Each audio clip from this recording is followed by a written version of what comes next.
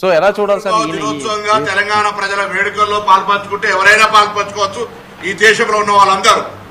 కానీ తెలంగాణ మీద విషం కక్కి తెలంగాణ చూపు పడితే కోనసీమ కొబ్బరి చెట్లు ఎండిపోతున్నాయని చెప్పి 11 రోజులు తెలంగాణ ఏర్పడితే అన్నం మానేసిన వ్యక్తి తెలంగాణ ఆవిర్భావ దినోత్సవంలో పాల్గొంటే కూడా మాకు అభ్యంతరం లేదు. కానీ తెలంగాణ ఆవిర్భావం కాకుండా నవ నిర్మాణం పేరు మీద సభ చేస్తా ఉన్నాడు. రేపు పొద్దున తీవ్రంగా ఆక్షేపిస్తా ఉన్నాం.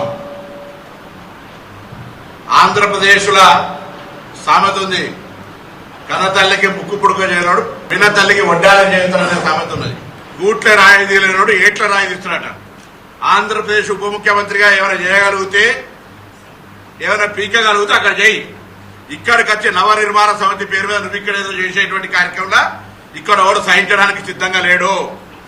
తెలంగాణ ఏర్పడితే 11 రోజులు అన్నం తినటువంటి వెధవాచి ఇక్కడ మా తెలంగాణ పట్ల ఏదో ముసలి కన్నీరు గారు చెప్పుకోం.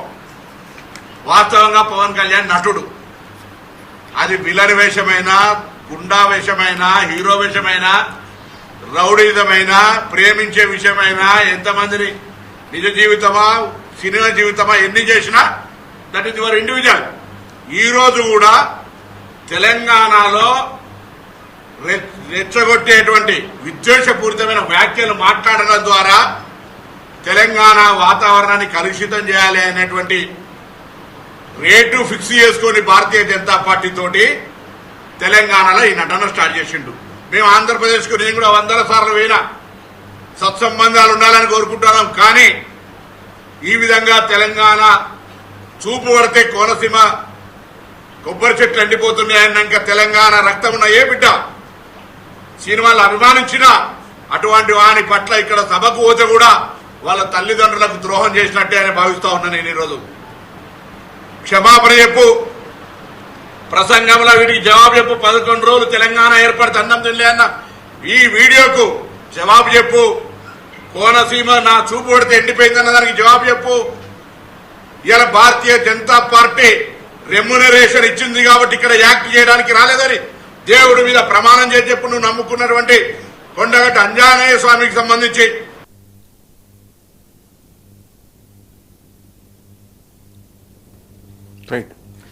ఇప్పుడు ఇది పాలక పార్టీలు అనేవి తెలంగాణ ఆంధ్ర వీటన్ని నిన్నే చెప్తున్నాయి ఏదో సందర్భం వేరే వీడియోలో. ఇప్పుడు అవసరానికి అటకెక్కిస్తాము లేదా అటక దించుతాం అన్నట్టుగా తెలంగాణ ఆంధ్ర అక్కడ కూర్చొని ఇక్కడ కూర్చొని అక్కడ. సార్ ఇవి ప్రజల మధ్య లేవు సార్. అవును, ఇప్పుడు తెలుగు జాతి మనది, నిండుగా వెలుగు జాతి మనది అని రాశారు నారాయణ రెడ్డి గారు. పాట ఎన్టీఆర్ గారు ప్లే చేశారు.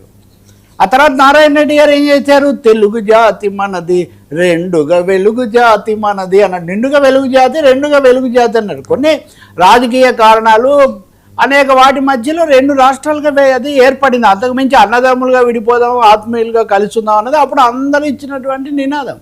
కాబట్టి ఈ సమయంలో ఏ పార్టీ పడితే ఆ పార్టీ అధికారంలో ఉన్నప్పుడు, ప్రతిపక్షంలో ఉన్నప్పుడు, అక్కడ ఉన్నప్పుడు, ఇక్కడ ఉన్నప్పుడు ఊరికనే ఒకరి మీద ఒకరు తీవ్ర స్థాయిలో మాట్లాడుకోవడంలో ఏమో అర్థం లేదు. అది ఏ విషయమైనా అనేక అంశాల్లో ఇప్పటికీ తెలుగు జాతి కలిసే ఉంది.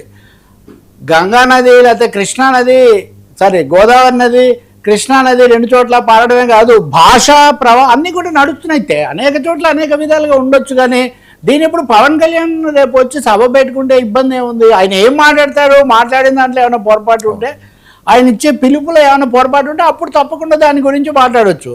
అప్పుడెప్పుడో కోనసీమ అన్నారా, సరికాదని అందరూ అన్నాము, ఆయన కూడా మళ్ళీ అన్నట్టు లేరు.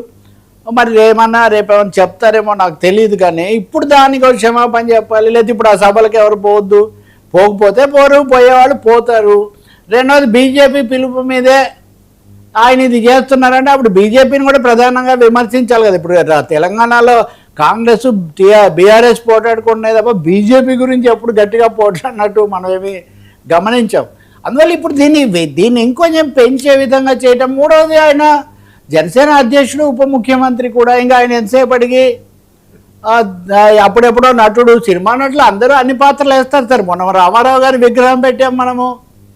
రామారావు గారి విగ్రహం పెట్టినప్పుడు రామారావు గారు రావణాసురుడి పాత్ర కూడా వేశారు, దుర్యోధనుడి పాత్ర కూడా వేశారు. ఈ సినిమా నటులు రకరకాల పాత్రలు వేస్తారు.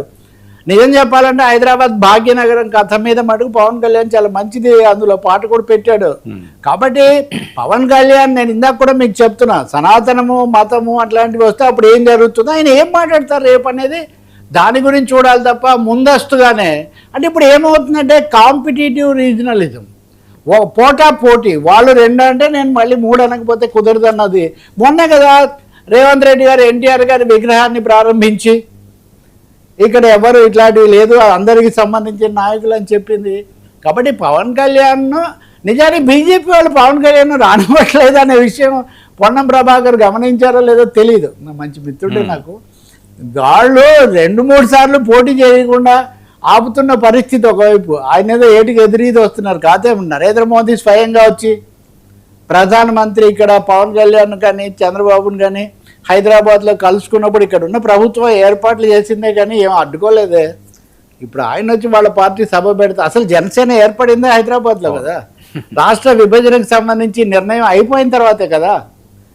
కాబట్టి పవన్ కళ్యాణ్ రేపు పొద్దున ఏమన్నా ఇదిగో అట్లాంటి మాటలు, పొరపాటు మాటలు ఏమన్నా వస్తే వాటి గురించి మాట్లాడడం వేరు తప్ప, అసలు ముందస్తుగానే దాని మీద ఏదో దానికి అదే ద్రోహము లేదా వ్యతిరేకించాలి అటువంటివి మాట్లాడడానికి ఏమో అవకాశం లేదు. రాజకీయ పార్టీలు సహనంతో ఉండాలి పరస్పరం.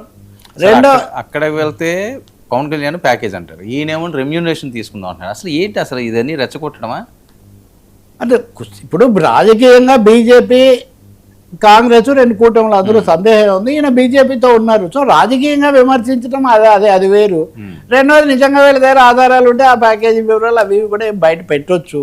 కానీ బీజేపీ ప్యాకేజీ వద్దని బీజేపీ రావద్దని కదా మొన్న కూడా మేము ఒంటరిగానే పోటీ చేస్తాం జిహెచ్ఎంసీ ఎన్నికల్లోనే బీజేపీ ప్రకటిస్తుంది. ఏం జరుగుతుందో ఇక్కడ రాజకీయ మాయాజాలం మనకి ఇంకా తెలియదు. కానీ ఒకటైతే నిజం, మొన్న కూడా నేను మీకు చెప్పాను, ప్రధాని వెళ్ళిన రోజు కూడా పొత్తు పెట్టుకున్నా పెట్టుకోకపోయినా పవన్ కళ్యాణ్ జనాకర్షణను తాము ఉపయోగించుకోవాలి, అలాగే సామాజికంగా కూడా ఆ తరగతిని తమ వైపు తిప్పుకోవడానికి పవన్ కళ్యాణ్ ఉపయోగపడతారు అన్నది. రెండో వైపున తెలుగుదేశం పార్టీ, నిజానికి వాళ్ళకి ఎక్కువ కోపం ఎందుకు రావట్లేదు నాకు తెలియదు, వస్తే వాళ్ళ మీద రావాలి కదా. ప్రధాన మద్దతుదారు ప్రభుత్వం నడిపిస్తుంది తెలుగుదేశం పార్టీ. తెలుగుదేశం వాళ్ళు కామెంట్స్ అవి చూస్తే వాళ్ళు చాలా తీవ్ర స్థాయిలోనే చేస్తూ ఉన్నారు. ఇప్పుడు ఒక చాలా కన్ఫ్యూజ్డ్ పాలిటిక్స్ నడుస్తున్నాయండి తెలంగాణలో. ఒక విధంగా ఎవరితో ఎంతవరకు కలుస్తున్నారు, ఎక్కడి దాకా నడుస్తున్నారు అన్నది కూడా తెలియనటువంటి ఒక పరిస్థితి. కాబట్టి పవన్ కళ్యాణ్ నిజంగా రేపు సభ పూర్తి జరిపి ఆ సభలో ఒక సంపూర్ణమైన సమగ్రమైన సందేశం ఇస్తే దాన్ని బట్టి ఆలోచించాను. నాకు తెలిసినంతలో ఆయన ఏదో తెలంగాణకు వ్యతిరేకంగా మాట్లాడే సమస్య కొని తెచ్చుకుంటారని నేను అనుకోను. సాధారణ పరిభాషలో ఏదో ఉద్వేగభరితమైన వ్యాఖ్యలు ఇట్లాంటివి ఆయన చేస్తారు తప్పితే ఇప్పటికిప్పుడు ఏదో ఇక్కడికి వచ్చి సభ పెట్టి వ్యతిరేకత కొని తెచ్చుకోవడం అనేది అయితే జరగదు కదా. రావద్దు రాకూడదని అయితే ఎవరు అనడానికి ఏమీ లేదు. మరి ఇప్పుడు కాంగ్రెస్ ఏమైనా అలాంటి కార్యక్రమం తీసుకుంటుందేమో నాకు తెలియదు. తీసుకోవడం వల్ల ఉపయోగం ఏం లేదు, విధానాలను బట్టి వెళ్ళాలి తప్ప ఇంకా విభజన నాటి విషయాలు లేదా అప్పుడు మాట్లాడుకున్న మాటలు, అప్పుడు ఎవరు అన్నం తిన్నారు ఎవరు తినలేదు, ఆయన నేను ఉద్యోగానికి గురై నేను తినలేదు ఏదో అంటారు, ఇంకేదో ఇంకొక అందుకు అంటారు. దానికి అంతమే ఉంది. వీళ్ళందరూ అన్ని రకాల ఒకటే ఉన్నారా? ఇప్పుడు జనసేన వాళ్ళు అప్పుడు స్టార్ట్ చేస్తారు సోషల్ మీడియాలో. నేను చెప్తుంది అదే, ఇప్పుడు సోషల్ మీడియా అనేది ఒక సరైనటువంటి సుహృద్భావాన్ని సమగ్ర అవగాహన ఇచ్చే బదులు ఒకరినొకరు ఉద్రేకపరచుకోవడానికి లేదా రెచ్చగొట్టుకోవడానికి పోటాపోటీగా పెట్టేస్తే ఈ మధ్యలో కాచుకొని కూర్చున్న వాళ్ళు కూడా చాలామంది ఉన్నారు. ఎందుకంటే అప్పటి నుంచి ఇప్పటి వరకు స్థిమితంగా మాట్లాడుతున్నవాడిని కాబట్టి నేను చెప్తున్నా, ఈ సమయంలో ఇలాంటి వాటికి లోబడకుండా ఉండడం చాలా మంచిది. తెలుగు జాతి మనది, 2గా వెలుగు జాతి మనది అన్న సిద్ధాంతం ఏదైతే ఒకటి చెప్పారో అనుకున్నారో దాని ప్రకారం అన్నదమ్ముల్లో విడిపోయాం, ఆత్మీయులుగా కలుస్తున్నాం అనే భావనతో వెళ్ళటమే కానీ సమయానుకూలంగా ఉద్రేకాలు రెచ్చగొట్టబడును అని ఎవరు అలా చేసినా కానీ పొరపాటు. Let we hope Pawan Kalyan అటువంటివి చెయ్యరు, సభ మామూలుగా జరుగుతుందని మనం భావిద్దాం. ఇంకా మూడోది కూటమి ఢిల్లీలో మోదీ ప్రభుత్వం దాని విధానాలు దాని సర్రు లేకపోతే చాలా అంశాలు ఉన్నాయి, వాటి మీద తప్పకుండా వ్యతిరేకత ఉంటుంది. ఇప్పుడు పవన్ కళ్యాణ్ ఎవరైనా వాడు అభిమానించినంత మాత్రాన ఆయన అభిమానించే మోడీ యొక్క విధానాలు అన్నీ అభిమానించాలని ఏం లేదు, తప్పకుండా వ్యతిరేకించవచ్చు. Everything depends on the line he takes. ఆయన ఏం విధానం తీసుకుంటారు, ఏం అభిభాషణం చేస్తారు అన్న దాని మీద ఆధారపడి ఉంటుంది తప్ప దీనికి ముందస్తుగా ఒకరిని మించి ఒకరు ఆవేశపడాల్సిన అవసరం ఎంత మాత్రం లేదు, మంచిది కూడా కాదు. సార్ ప్రజలు కలిసే ఉన్నారు. హైదరాబాద్ మినీ ఇండియానే. హైదరాబాద్ మినీ ఇండియా అన్నాక నిన్న కాక మొన్న పక్కకు పోయిన ఆంధ్రప్రదేశ్ అందులో భాగం కాకుండా ఎలా ఉంటుంది?